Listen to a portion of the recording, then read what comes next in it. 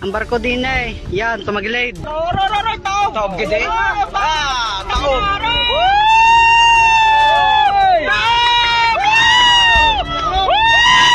Wala na! Tumaob na! Tao. Na doon, oy.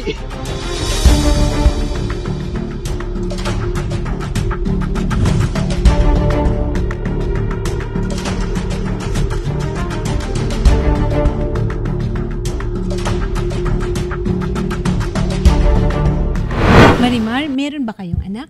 Opo, Ilan ang dalawa anak? po. Dalawa ang anak ninyo. Ilan taon na ang mga bata? Yung isa po, kaka 9 years old lang kahapon. Tas yung baby ko po na magto 2 years old. Ang huli mong conversation kay Mark, nasa barko siya. Opo. Tama. Tapos, April 15, nagkaroon ng yung aksidente, Apo. yung nalumubog. Merong iba rin na mga kasamahan ito. May mga, itong barko na ito may mga seaman na naka-assign doon. Kasi cargo ito, di ba? Apo. Cargo vessel ito. Saan ba galing itong vessel na ito, Marimar? Dun po sa Pasay po. Pasay. So, papunta siya ng saan sana? Ang sabi po kasi ng asawa ko, nagdedredge daw po sila ng buhangin, dadalhin daw po ng Pasay. So, kasama ito doon sa nagde-dredging at ang aksidente ay dahil sa dredging. Opo. Okay. So, kaya natin to na nahagip rin. Yung kapitan ba nito at yung crew ay nailigtas? Ano bang nangyari sa ibang mga kasama? May naligtas po, mga 12 po ata yun. Ang nailigtas? Opo. Ilan ba ang crew nabuhay. sana? 25 po, gano'n. So, ibig sabihin, meron pa rin hanggang ngayon na nawawala? So, Hindi lang yung asawa mo?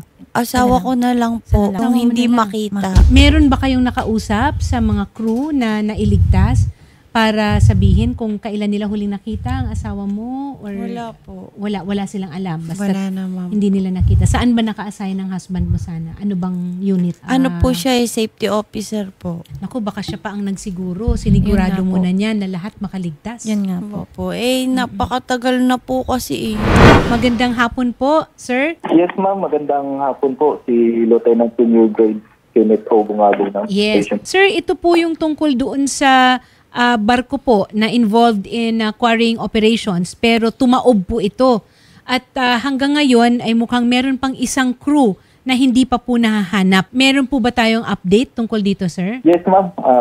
As of today, ma'am, ang napili na lang isang nawala itong si Mr. Dio Grab. Si Mark. Update, ma'am, Dio Grab. Yes. Tuloy po ang kasamahan ng Philippine Coast Guard na doon sa area na continuous pa rin ang monitoring sa missing individuals na si Mark Dio Grab. At the same time, ma'am, sa tulong ng iba't ibang ahensya like the DNR, nag-monitor pa doon sa area, may mga LC or any light chains na related sa Sir, tanong ko lang po, doon po ba sa mga, kasi siya na lang po ang hindi nahahanap, pero meron pong nailigtas na crew. Doon po sa mga nailigtas na crew, natanong po ba natin, meron po ba tayong leads or kung may nakakita ba kay Mark doon sa barko bago ito tuluyang tumaob? Opo, ma'am, based sa statement ng mga crew na nailigtas is itong si safety officer, Mr. Dio Grande nung time. So, nung time ng incident, may chum na missing yun ng time na yun. So, na-recover natin lahat ng ibang crew na ang sa isa lang nawawal, which is si Mr. Dio Grande. Ilan po ba ang crew, yung total number of crew dito, sir, sa na tumaob na ito? Sa report, ma'am, ng mga naligtas is 25. 25. Ilan po ang nailigtas? 15. 15 ang nailigtas, buhay po. Yes, ma'am. Yes, ma'am. So, I am assuming 10 minus 1 na hindi pa manahanap, may 10 na pumanaw dahil sa aksidenteng ito? Yes po, ma'am. Yes po, ma'am. But all of them po were retrieved. Yes, ma'am. Ano po ang possibilities? Yun pong nakausap, meron po bang nagsabi na kung saang parte o saang banda ng barko huling nakita si Mark? Nung time na yun, ma'am, ang sabi ng chief engineer at saka yung kapitan na yung senior safety officer nasa bridge ng barko, ma'am. Nasa bridge ng barko. Nasa bridge siya ng barko. Okay. May kasama po ba siya doon sa bridge nung nakita siya? Yan ang hindi namin ma-identify, ma'am, kasi yung mga statement ng mga risk is mayroon silang nakita sa ibang kasama, mayroon din sa iba sa accommodation area. During sa operation ng mga Coast Guard, sa diving operations is yung mga ibang katawan is na recovered sa accommodation area, sa cargo hold area, meron din sa kadalasan is nasa accommodation area nakikita yung mga katawan. So, ibig sabihin, hindi nakalabas ng mga kwarto nila. Parang nabigla siguro or ano. Pangyayari ma'am, possible. Sir, kailan po ba i-salvage operations yung pagka itatayo na yung barko? Ngayon, nag-start na yung salvage operation ng barko. Noong May 17, dumating yung working tugboat ng Salvor Company para tumulong sa participation of this vessel. And then, at the same time, mayroon din mga heavy equipment doon na nakaposisyon na doon sa may sandbar sa harap ng capsize vessel. Araw-araw, ma'am, nandun yung area para mag-assess, ma'am, na nagagawa na rin sila ng installation ng mooring lines. Maalon po ba yung lugar na yan, sir? Maalon at malalim? Kantilado yung kantil. dagat doon. Yung biglang lalim. Yung sea conditions. May time, ma'am, na ilmado. Yung time din na malpas yung alon. Katulad ngayon is papakting na yung habagat. So, to consider taking into account yung factors like potential tidal changes, yung current. Yung current.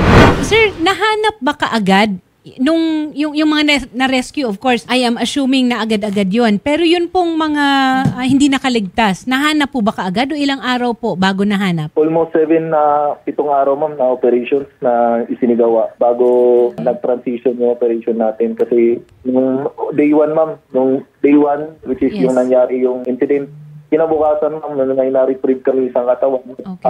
Sinundan din, kinabukasan, 2. Yung natuloy-tuloy, ma'am, hanggang isa na lang ang hinahanap.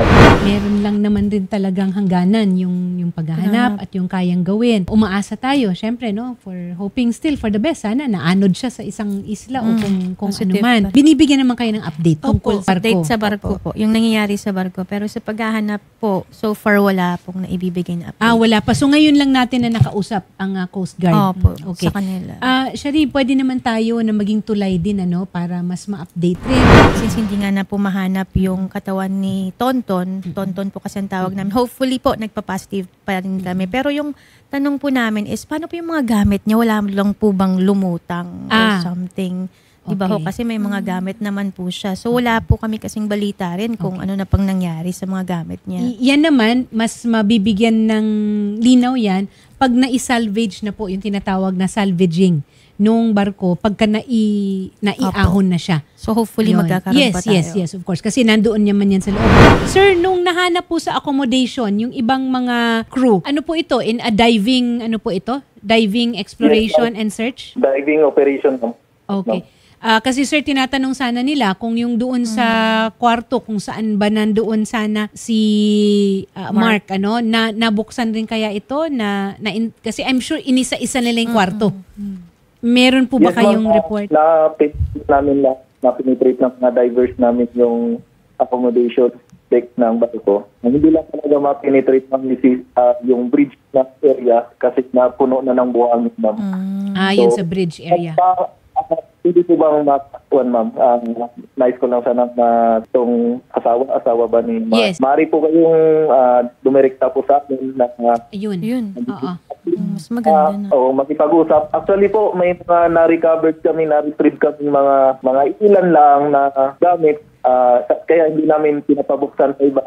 Kami nagpabukas. Nais po namin isa dahil family mag-identify. Andito lang po kami. Pwede nyo kami kausapin through messenger po sa Coast Guard Division Occidental Mindoro. I-reach out nyo lang po kami. Kami na po ang mag-reach out sa inyo once na makuha namin. Sige. As per Lieutenant Junior Grade Kenneth Bungabong, pwede naman tayo na dumiretso na sa kanya at kung ano pa ang magiging, meron silang mga na-recover pero hindi pinapagalaw. Hanggat hindi makita yung lahat ng mga kaanak na nandoon at kasama ka na. Shari, nandoon naman ang ating isang reporter. Actually kausap ko po siya, attorney, at pinapadiretso ko na po siya sa office po. Teniente, Kenneth. Sir, dadaan po yung reporter po namin para po makakuha po ng report. And then, i-relay po namin sa pamilya kay Ma'am Marimar. Nandyan po yung isang reporter po ni Senator Raffy sa Occidental Mindoro. At inaayos din po yung dalawang vessel din po na nauna nang na-i-complain po sa amin. Okay po, ma'am. No Opo, problem. pupunta po dyan ngayon, sir, yung reporter po namin. Magandang hapon po, Attorney Manlapas. Ano po ba ang magiging proseso tungkol po dito sa mga ano man, hindi kasi pa nahanap po yung isa sa mga crew? At siguro ang tanong is paano po ang kabuhayan? Wala nang sweldo, walang maaasahan. May mga anak po ito at undergoing dialysis po treatment yung wife. What assistance po at ano po ang proseso kaya? Sa part po ng Marina, meron tayong policy regarding dun sa mandatory crew insurance po. Yes, okay. So may coverage po yan, pero meron po tayong mandatory crew insurance. And ang aming pong instruction dun po sa mga concerned parties, dun sa may-ari, sa employer po niya, dun sa company, Yes.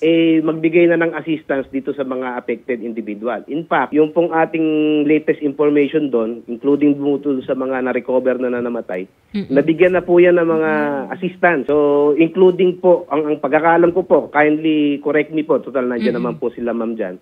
Kung May meron na rin natanggap pong na ba naibigay kayo sa kanila galing na sa assistance. ano? Okay. Siguro sir, yung dun sa assistance, yes, meron silang natanggap.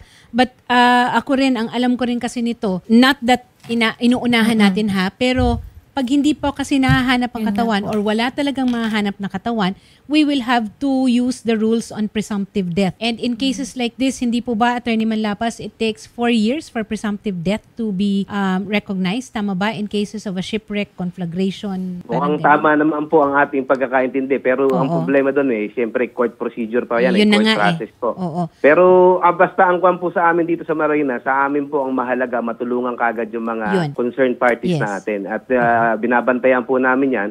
At kami po ay laging nakikipag-ugnayan doon sa company na extend all possible assistance. So, Ayun. kung pwede, hindi ko lang po mai-commit kasi yung sa kumpanya nila. Yes. Pero siyempre po, alam ko nakikipag-usap na po yan. Ang Yes. latest information nga po, nakapag-provide naman po. Yun. At huwag po kayong mag-alala dahil kakampi natin ang Marina Enforcement Service para masigurado na hindi rin tatalikuran ng Abyan Management Services Corporation ang kanila namang responsibilidad. Okay? Tutulong rin ang Wanted sa Radyo, of course. Bahagi kami ng magiging tulay para siguradong yung mga anak nyo at kayo, ang buhay nyo ay patuloy pa rin sa kung ano ang dapat rin lang na assistance na mabigay. Hindi naman rin magtatapos dyan rin lang. Unang-una, syempre, ang gusto natin is mahanap talaga. Diba? Pero kung merong hindi katanggap-tanggap or kung ano man, siguro mag-move on tayo, mag-move forward tayo doon sa susunod na step na pwede nating gawin. Amin lang, sana bigyan kami, lalo na si Marimar, ng Yes. constant update po dun Yes. sa paghahanap. Oo. At saka po sana tulungan niyo po kami dun sa coordination dun sa agency po Done. nila. Kasi Oo. medyo alam niyo naman po yung sitwasyon niya. Gaya po ng nasabi ko kanina, ma'am, nandun na po yung reporter po natin sa Occidental Mindoro and kakausapin na po niya si Coast Guard. And then kukunin na po ni Jen yung lahat po ng reports na meron po na pinangahawakan ng Coast Guard and then dadalhin po dito sa Manila, ibibigay po sa inyo. And then yung doon po sa Marina, sasamahan din po namin. Kasi hindi po namin kayo maibabiyahe ng Occidental Mindoro ngayon. So At kami saka na po. parang hindi rin Opo. yata dapat bumiyahe si Opo, Marimar. kami na pong bahala, ma'am. And then yung sa Marina po, isa-schedule po natin para po dun sa assistance po. And then yung sa agency din po, ma'am. Pati rin yun sa Abyan Management Services Corporation. Pero itong Abyan Management Services Corporation, ito yung nag-deploy sa kanila. Hindi ito yung may-ari ng barko. Tama? Opo, manpower po. Yung manpower Manning, agency opo. ito. Si Sir Jeremiah Carlos. Magandang hapon po, sir. Magandang hapon po, attorney. Magandang Yes. hapon po sa inyong mga Oo. tagapakinig. Opo. Magandang hapon. Sir, ano po ang update tungkol dun sa inspection na dapat gawin or nagawa na po ba? Base po sa narinig po natin na narating Oo. kanina, kung meron po kasi na na katulad po ng sinabi ng ating representative ng Marina, kung meron pong pinangako na tulong, financial assistance, Yes. ang una pong pwedeng gawin dyan, ma'am, bukod dun sa inspection, pwede po siyang mag-undergo ng tinatawag nating SENA, yung So sa SENA. Okay. SENA Opo, natin una. Okay. Na pwede nating i-reduce into writing o isulat natin kasama nung representative ng kumpanya Okay. kung ano yung assistance na maibibigay nila, kailan nila maibibigay yan, Okay. Yung mga detalye po na ganun, maganda kasi nakasulat po yun, ano? Okay. Para, maibigay talaga sa kanila. Sir, Yes po, attorney. doon i-claim doon sa manpower agency, hindi doon sa may-ari ng barko. Pwede po silang Both, tinatawag diba? tayo, ma'am, kasi under contracting yung, Solidary liability. Yun. Oo. Pwede po yun. So, pwedeng Okay. dalawa ho silang ipatawag natin at pag-usapin sila. Ayun. Magkasama. Done. Yun naman po, i-assist na rin namin ang asawa po, nung missing pa rin hanggang ngayon na si Mark Clayton Diogrades, si Marimar. I-assist na rin po namin ito para masamahan po siguro kahit sa tanggapan na rin po ninyo kasi medyo... Sige po, ma'am. Opo. Oo, may mga challenges lang kasi may health challenges kasi si Marimar. Kaya mas malaki ang intervention po siguro ng reporter natin para maasistihan si Marimar. Sige po, ma'am. We will assist Ms. Diogrades po. Yes. Punta lang po siya dito sa opisina namin and we can assist. Ayun. Yung sa Okay. inspection naman po, ma'am, kung may mga hindi pa po siya natatanggap na benepisyo, halimbawa, o meron tayong mga question dun sa ginawa nung contractor po kasi ito no? Yes. Na-rehistrado Manpower sa agency. DOLE. Oo. Maaari rin natin silang bisitahin to check Ayun. their compliance through labor inspection. So we will start first doon sa kung ano man ang nandyan na sa inyo, ipapa-evaluate natin, gano'n. At again, ang Wanted sa Radyo ay tutulong sa'yo. May staff na naka-assign para ma-coordinate yung lahat ng tulong na dapat din lang naman na makuha. So ayusin po natin lahat po ng documents po para po maipresent po natin sa Marina, Coast Guard, and gayon din po sa DOLE, ma'am. Okay po? Okay. Sige po. Kung may maitutulong din po kami, ma'am, sa inyo po, sabihan nyo lang po kami, ma'am. Yun po. Okay. Maraming salamat.